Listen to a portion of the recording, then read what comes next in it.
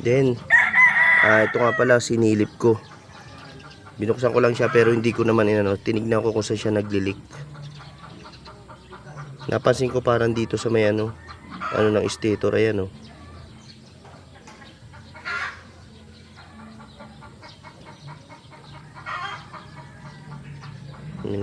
Diyan lumalabas.